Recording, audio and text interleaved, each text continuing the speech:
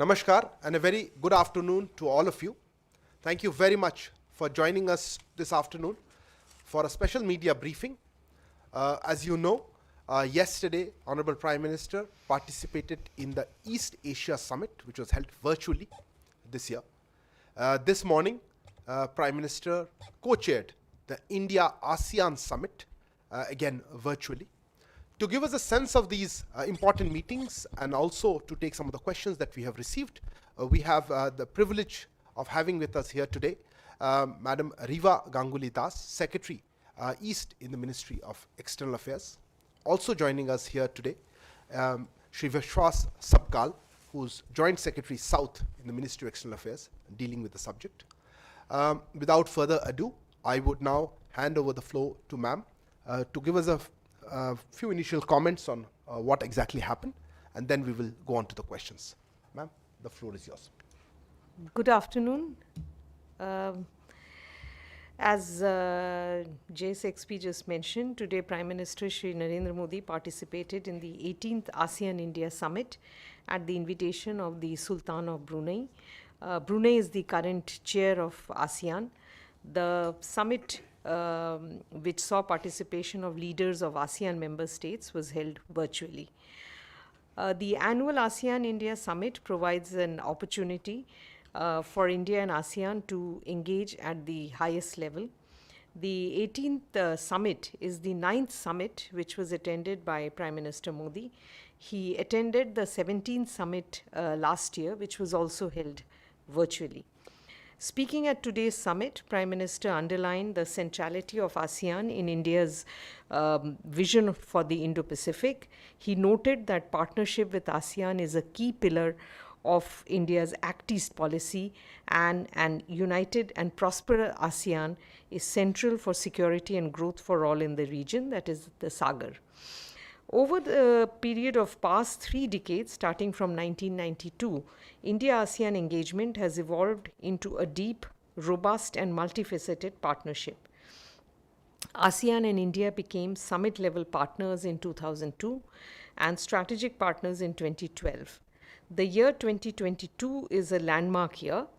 As you are aware, we are celebrating 75 years of India's independence in 2022 as Azadi Ka Amrit Mahotsav.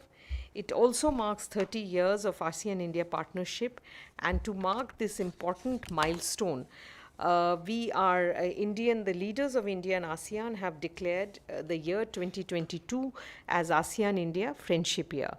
ASEAN and India will be conducting a series of activities round the year to commemorate this important occasion. Exchanging views on COVID-19, the Prime Minister stressed on leveraging strong ASEAN-India ties in the fight against the pandemic. He assured ASEAN of India's support in this regard, exemplified most recently through the contribution of medical supplies worth $200,000 to ASEAN's humanitarian initiative for Myanmar, in addition to the earlier contribution of $1 million for ASEAN's COVID-19 response fund.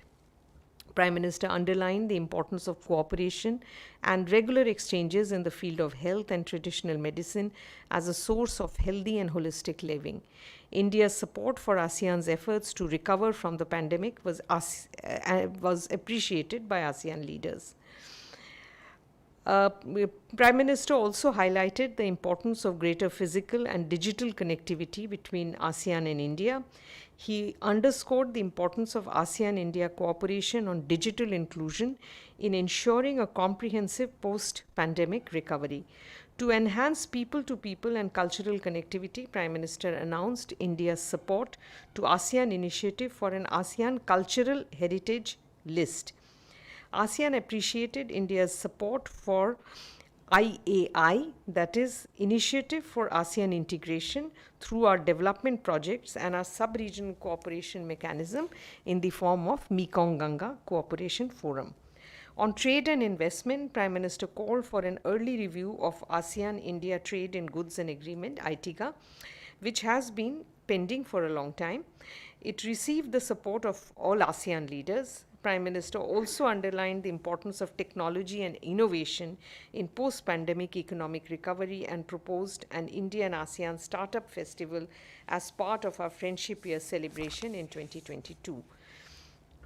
Highlighting India-ASEAN cooperation in maritime domain, Prime Minister underscored the importance of strengthening convergence between India's Indo-Pacific Oceans Initiative and ASEAN Outlook on Indo-Pacific to ensure a free, open, inclusive, and rules-based Indo-Pacific region. In this context, PM and ASEAN leaders welcomed the adoption of the joint statement in this regard as a means to enhance practical cooperation in the maritime domain between India and ASEAN in the Indo-Pacific. ASEAN leaders in their remarks appreciated India's role in providing medical assistance and vaccine during the COVID period. Cooperation in health sector, including exchange of best practices and capacity building in public health, was identified as one of the future areas of cooperation.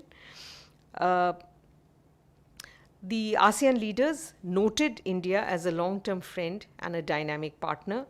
Highlighting various aspects of ASEAN-India strategic partnership, the leaders appreciated India's active participation and positive contribution to ASEAN-led mechanisms in the region, including the East Asia Summit, the ASEAN Regional Forum, ARF, the ASEAN Defense Ministers Meeting Plus, ADMM Plus, and expanded ASEAN Maritime Forum, EAMF. The discussions also covered regional and international issues of common interest and concern. Prime Minister also participated in the 16th East Asia Summit held virtually on 27th October. The 16th East Asia Summit saw participation by leaders from ASEAN member states as well as United States, Russia, China, Australia, New Zealand, ROK, and Japan. East Asia Summit was chaired by the Sultan of Brunei. It was also held virtually. Prime Minister, in his remarks, reaffirmed the importance of East Asia as a premier leaders-led forum in the region and underscored the centrality of ASEAN and ASEAN-led architecture in the Indo-Pacific. On COVID-19, he highlighted our vaccine and medical, technological, financial support for ASEAN and the wider Indo-Pacific in the fight against COVID-19. In this context, Prime Minister spoke about India's efforts to contribute to the resilient post-pandemic economic recovery through Atmanirbhar Bharat campaign. Prime Minister also spoke about the need to ensure a free, open, inclusive, rules-based Indo-Pacific. He highlighted the convergences of IPOI with ASEAN Outlook on Indo-Pacific and Indo-Pacific policies of other EAS member states and called for greater cooperation by building upon these convergences. Prime Minister also highlighted the need to tackle the challenges cutting across national boundaries such as terrorism, climate change, pandemics, etc. to build a resilient post-COVID world. The summit discussed ways to promote holistic recovery from COVID-19, improving preparedness for future crises, and exchange views on regional and international issues. The leaders underlined the importance of cooperation in ensuring safe, effective, and affordable access to COVID-19 vaccines. They called for greater cooperation in keeping the global supply chains open for an expeditious and sustainable economic recovery. Regional international issues such as South China Sea, situation in Korean Peninsula, and terrorism were also discussed. The summit adopted 3 leaders' statements on mental health cooperation, economic growth through tourism, and sustainable and green recovery. All the statements were co-sponsored by India. Overall, there was a fruitful exchange of with ASEAN, and we look forward to further strengthening our strategic partnership as we celebrate our 30 years of engagement in 2022. The 2 summits were also successful in bringing out the convergence between our approach to various regional and global issues. Thank you. Thank you very much, ma'am, for that extensive overview of both these important summits. Ma'am, we have a few questions. Some of them, of course, have been answered in some angles in your opening statement, but perhaps what I will do is group some of these for easier responses. Let me begin with India-ASEAN. Siddhant from Vion asks on connectivity. Were there any new plans discussed or under consideration? Ranjit Kumar from Rakshat News wants to know, whether the Mekong-Ganga cooperation, which as you mentioned was launched in 2000, how is this progressing and what are the achievements till now?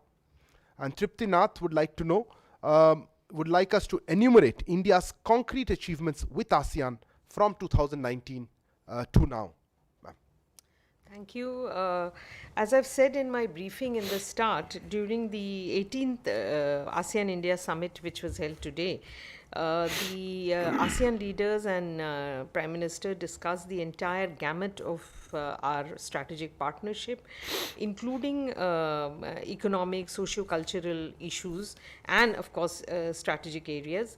They also agreed on the connectivity in this sense is a very important part of the ASEAN-India agenda, and it includes physical, digital, and people-to-people connectivity. The India-Myanmar Thailand highway is already in one of the proposals which is on the table. Work is going on that. The eastward extension of this highway has been discussed, and a report is also ready, and we are waiting for a response from ASEAN on how to proceed further on this. Leaders also discussed the issues and of course now with the big celebration which we are planning to have next year, we look forward to more such activities.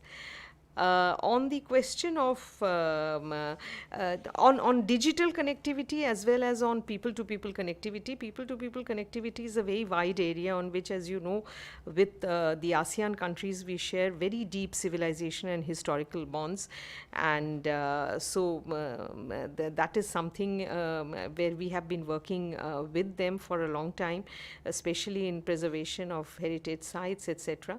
Of course, we are hoping that as soon as the traveling eases, tourism will start between the region and India, and that will certainly help in the post-COVID economic recovery as well. As far as digital connectivity is concerned, we work on digital connectivity mainly under the Mekong-Ganga Cooperation Forum with the CLMV countries. Mekong-Ganga Cooperation Forum was launched in 2000. It's already more than 20 years old. It is one of the oldest sub-regional mechanisms of the Mekong region, which includes Cambodia, Laos PDR, Myanmar, Vietnam, Thailand. And we did the MGC foreign ministers met virtually in August and inaugurated an MGC website. I would encourage all of you to see that. It has got a lot of information. We released a video documenting the highlights of the cultural, historical, religious, social and economic bonds shared with MGC countries. And of course, MGC partnership is multifaceted. It also covers areas such as culture, tourism, education, connectivity, capacity building, and there are a lot of community-based projects we are doing with the MGC countries. I think I'll stop at that. Thank you, ma'am. Ma'am, another topic that you mentioned in your opening remarks were Indo-Pacific, of course, an area that's of importance. We have a couple of questions on this. Resolve from Hindustan Times would like to know, how do ASEAN and India plan to work together to ensure a free and open Indo-Pacific? And Siddhant from Vion asks, how much support has there been for Indo-Pacific vision by ASEAN member states? Have all the 10 countries shown interest? I think we can definitely say that the adoption of the joint statement on ASEAN outlook on Indo-Pacific and India's Indo-Pacific Oceans Initiative is one of the very major highlights of this summit. We have, building upon the convergences that exist between the AOIP, as the ASEAN Outlook on Indo-Pacific is called, and our own Indo-Pacific Oceans Initiative, IPOI. We have the leaders have adopted a joint statement, and we will be, this joint statement charts a way forward for practical implementation of the convergences in our vision of Indo-Pacific. The objective is, of course, to ensure peace, prosperity, and stability in the region. Prime Minister has also invited ASEAN member states to come on board IPOI, which has 7 pillars, and has as Indonesia is already on board on the pillar of marine resources, and this is a very welcome development. Prime Minister has invited the other ASEAN member states as well to join IPOI, but this joint statement will really help us in chart the way forward in the practical implementation of the convergences that exist between AOIP and IPOI. Thank you, ma'am. Moving on to the very topical issue, of course, of vaccines. We have both Siddhant and Rizal again asking. Siddhant says, any support on COVID vaccines from India to ASEAN? This topic was discussed, including as envisaged under the Quad arrangement. Rizal's question is, were there any new proposal at both the summits on access to COVID-19 vaccines? As I mentioned earlier also, the discussion on COVID-19 pandemic and post-pandemic recovery, including exchange of views on vaccine production and distribution, was very much part of the discussion over both the days. The leaders discussed various ongoing vaccine initiatives as well. At East Asia Summit, Prime Minister reiterated India's commitment to start the export of vaccines to the countries in need, and also spoke about our initiative to expand vaccine production capacity in India to assist countries in the Indo-Pacific in association with our Quad partners. During the ASEAN-India Summit, PM reiterated support to ASEAN's initiatives in this regard. India has contributed medical supplies worth $200,000 to ASEAN's humanitarian initiative for Myanmar, and $1 million for ASEAN's COVID-19 response fund, in addition to supplying vaccine to ASEAN countries through COVAX facilities. Right, ma'am. Ma'am, I will now turn to Myanmar, which of course is a member of the ASEAN. We have questions. We have Nanima from the print wants to know, what was the view of ASEAN countries on Myanmar or these summits, and did they seek any assistance from India in this matter of how to deal with the junta there? Sridhar from Asian Age has asked, what is India's position on the current row between Myanmar and the ASEAN? India had backed the ASEAN formula for a solution, but where does India really stand now, given Myanmar's importance as its neighbor? And Siddhant from Vion wants to know, was there any focus on the situation in Myanmar from the Indian side at the events rather? Well, leaders exchange views on the current situation in Myanmar, including the ASEAN's efforts in this regard. India remains engaged on this issue and has contributed to the humanitarian assistance to Myanmar in providing medical supplies and vaccines, both bilaterally and through the ASEAN Humanitarian Assistance, the AHA Center. As a close neighbor of Myanmar, India will continue to support restoration of peace, democratic process in Myanmar for it to emerge as a stable, democratic federal union. Thank you, ma'am. Ma'am, moving on to the last set of questions, which deal with regional aspects and regional issues. Largely, I have the South China Sea and I think Afghanistan. Let me just read out the questions. Dipanjan from ET asks, how much are India and ASEAN concerned about recent developments in the South China Sea, and did these meetings focus on freedom of navigation? Madhurendra from News Nation asks, Indo-Pacific के बाद चीन का land boundary law Bharat सहित अन्य पड़ोसी देशों की संप्रभुता पर सवाल खड़ा करता है। चीन के इस साम्राज्यवादी सोच पर इस समिट या समिट्स में क्या किसी देश ने सवाल उठाया है? Rajiv from Malayalam Manorama would like to know whether we have expressed our concern on China's new land law in the East Asia Summit. Also, have we conveyed our concerns to them on the sidelines of the meeting? On Afghanistan, Madhurendra from News Nation asks again, East Asia और ASEAN के मंच पर अफगानिस्तान, तालिबान और आतंकवाद के मुद्दे को कितनी तरजीह दी जा रही है? Nanima from Print asks, what was the discussion around Afghanistan, Are they also worried, they as in ASEAN countries, also worried about the situation there? As I mentioned in my opening statement, at East Asia Summit, the leaders exchanged views on regional and international issues, which included the Indo-Pacific, South China Sea, Korean Peninsula, and terrorism, including Afghanistan's situation, stating that the current situation in Afghanistan has highlighted the issue of terrorism in the region. Prime Minister called for a global zero tolerance policy for terrorism.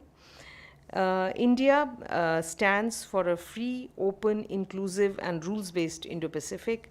During the summit, Prime Minister reaffirmed India's support to freedom of navigation and overflight in the whole of Indo Pacific in accordance with international laws. I think that covers the whole cluster of international and regional and international issues that were covered.